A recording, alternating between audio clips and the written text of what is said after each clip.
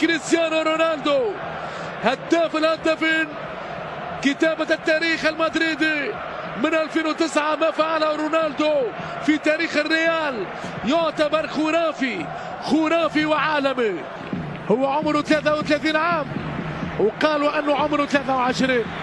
أكبر هداف في 2018 كريستيانو رونالدو، أفضل هداف في سنة 2018. يحاول المرور، يعدي مارتشينو، التصويب لكن بعيد على لوريس كاريوس. محاولة هجومية ملكية بأقدام برازيلية لمارتشينو، والكرة رونالدو أرادها في ال90. كريستيانو العجيب، رونالدو الموهبة يعدي. لا رائع حبيبي، كاد أن يكون غدار. التصويب غدار الفرنسي كريم والكرة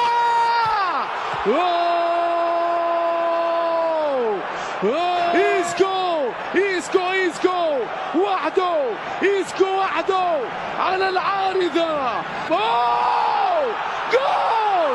جول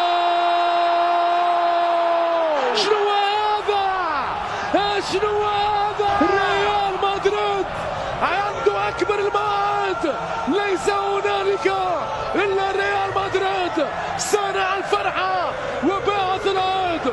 كريم بنزيما الداهية، شوف يا حبيبي، شوف غلطة بدائية ألمانية.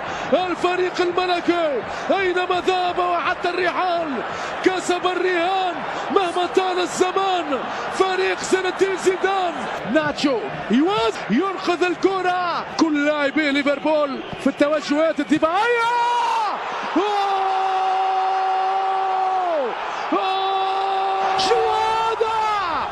شو هذا؟ لا يا باي الله، حرام. شو هذا الغرام؟ ما هذا الغرام؟ هدف عالمي، هدف خرافي. فريق زيدان، ريال مدريد، رواية كرة إسبانية فرضت سيطرتها على كامل أرجاء القارة الأوروبية. العب يا جاريث بيل، العب لعبك وانسى تعبك. 5 أهداف نهائية. بيل شنو هذا؟ باي ليفربول.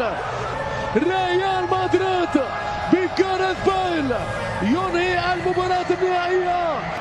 الخرافي جاريث بيل يسعد الجماهير الملكية في ليلة عالمية، في ليلة خرافية. نقول مليون مبروك لجماهير الريال، للميرينجي، وحظ أوفر لليفربول ويورجن كلوب. طبعا أمامنا زين الدين زيدان يدخل التاريخ من واسع أبوابه ب3 أدوار نهائية متتالية، 3 ألقاب قارية. لوريس كاريوس لن ينام طيلة هذا الأسبوع.